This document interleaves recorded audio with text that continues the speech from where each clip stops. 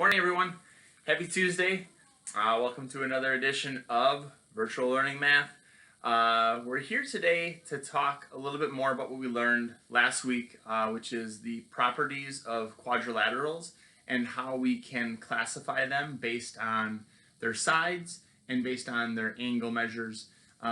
So I have the polygon piece up here, which you should have in your notebook. We're not going to use this today. We're going to get to this on Thursday. But I didn't want to erase any of my work that I had here. What you will need today, though, is your student book, page 225. So if you want to grab that real quickly, that's where we had the hierarchy of all of the quadrilaterals. So we're going to be using that to help us through this first part of the lesson. And then we're also going to be actually completing page 228 kind of together a little bit, as together as we can be through a video. So I have over here a shape. Many of you right away, you look at this shape and you think, oh, that's a rectangle.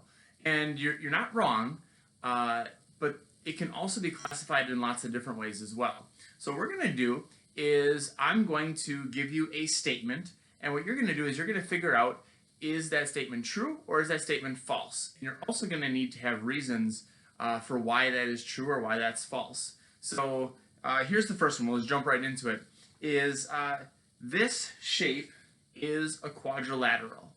And so you're either going to think true or you're going to think false. Okay? So pause it here if you need to, just to give yourself some think time. But then also give me an example of why it is true or why that is false. Okay, so push pause here if you need to think about that. Okay, so many of you probably are thinking, well, yeah, this is true. And you're right, this is true. This is a quadrilateral. But the most important part is, what's the reasoning for that? If we look back at your hierarchy, the quadrilateral hierarchy, a quadrilateral is any polygon that has four sides. So I would say this is a quadrilateral because it has four sides. All right, so that first one should have been true. Here's the second statement. This shape is a trapezoid. So I'd go back.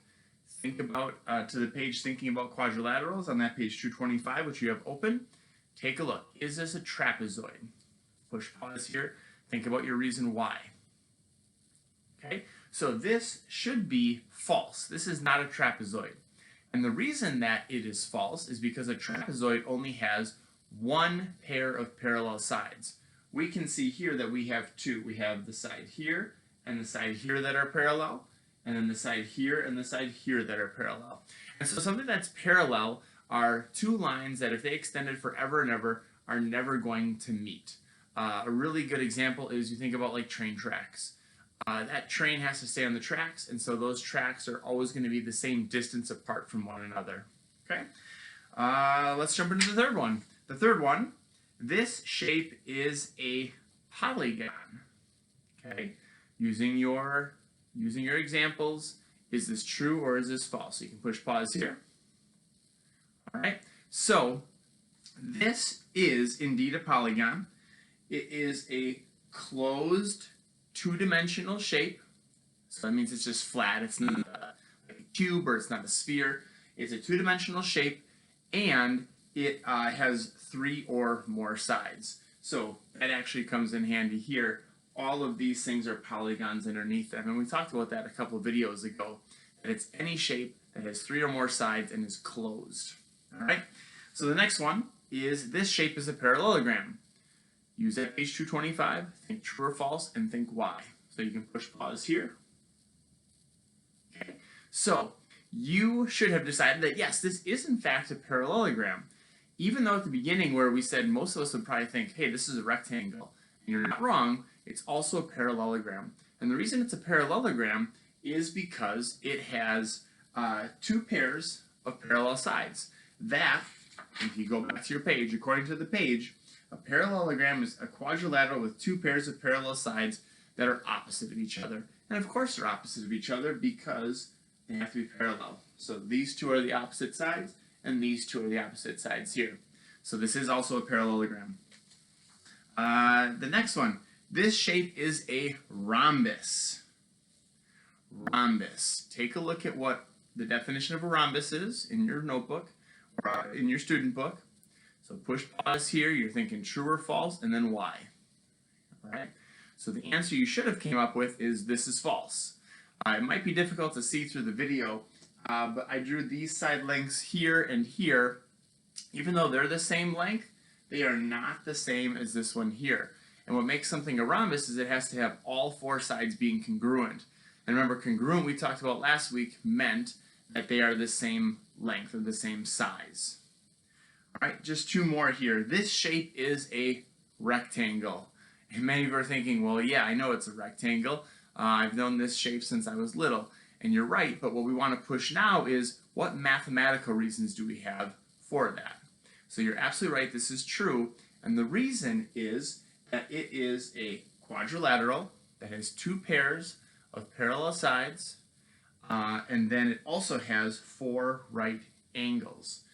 So up in these corners here, these are right angles. Right angles are 90 degrees, remember, from our work last time, thinking about the triangles, right triangles. So it has 90 degrees, and there are four of them. The last one, true false, that we're going to do today, this shape is a square. Is that true or false? And tell me why. So again, you can push pause here for this last time. So we should be saying that no, this is not a square. Even though it has almost all of the attributes of a square, two pairs of parallel sides, it has four right angles, there's one important piece that's missing from here, and it's the same thing that happened with the rhombus. These are not all the exact same length. So because they're not the same length, because the four sides are not congruent, we do not have a square in front of us. So what's interesting to note is that this shape, you can classify this as a polygon, it's a quadrilateral, it is a parallelogram, and it's a rectangle. So really, the way we're looking at it, there's four different ways we can classify this shape, instead of just looking at it and saying that is a rectangle, because it's more than just a rectangle. All right, so thanks for being on that page 225. So if you just flip a couple pages forward, I wanted to work through one of the pages kind of together before we send you guys off to work on the last page by yourself. That's page 228, and this is the Logic of Quadrilaterals challenge, and it is kind of a challenge. It's kind of important for us to start thinking again about these hierarchies, and I started thinking about an analogy for this. Is it's kind of like looking at the addresses again. We talked about how hierarchies are kind of like addresses, and so when I look at this shape, there's a big quadrilateral on the outside, and what I kind of think about is this is the state of Wisconsin, and in that state it's going to go to certain cities, right? And so this city, maybe it's a small city, so there's only one zip code in it. But if it goes to this city, maybe like in Milwaukee or Green Bay or Madison, they have multiple zip codes where we're always 53051. In other cities, there's multiple zip codes in the exact same city.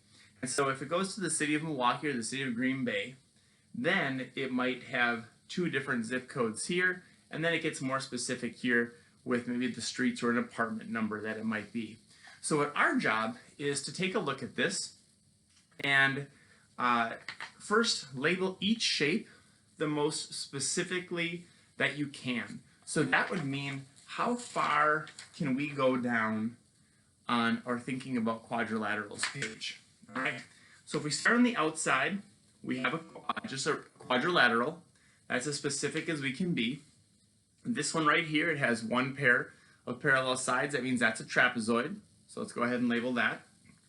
This shape here is a parallelogram, the one that's up top there. I'll get a little closer for you there. That outside one is a parallelogram, two pairs of parallel sides, and the opposite sides are congruent. This one right here, that's going to be a rectangle. Inside of that is a square. That one inside of that shape is a square. And the one on the outside there, that's going to be a rhombus that we have. So label those appropriately. If you need to, I talked through that quickly. If you got to go back, go ahead and do that. Now if you look at number 2, why is the trapezoid inside the quadrilateral but outside of the parallelogram?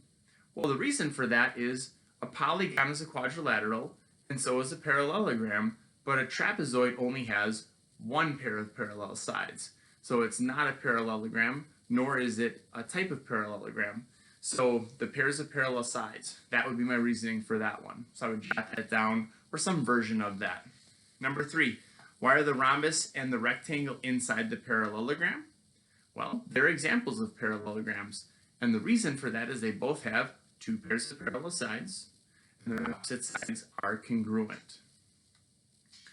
Why are there 2 squares, one inside the rhombus and one inside the rectangle? This is kind of a cool one. If you go back to that hierarchy, mine's not labeled, but if yours was labeled, you would have rectangle here, and rhombus here, and squares underneath it.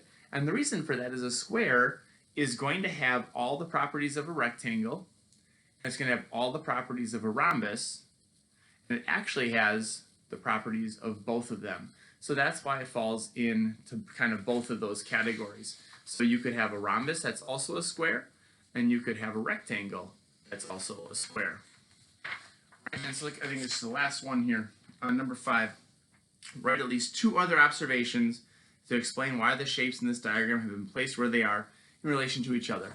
I'm going to leave that up to you guys. That way your teachers can look at something that hasn't been given from me.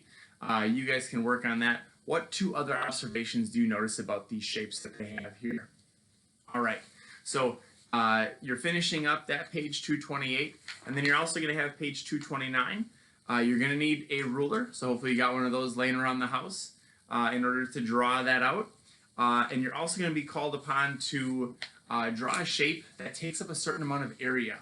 So remember, area is the space inside of a shape, and each of these little boxes is 1 square unit. So if you need to cover something that's 8 square units, there should be 8 boxes inside of that. If you're cutting a box in half, that counts as a half. If you have 2 halves, you now have 1 whole square unit. All right, so 228 and 229 are the student book pages that you're expected to do for today. Make sure you share those in the Google slide with your teacher so that they can give you some feedback.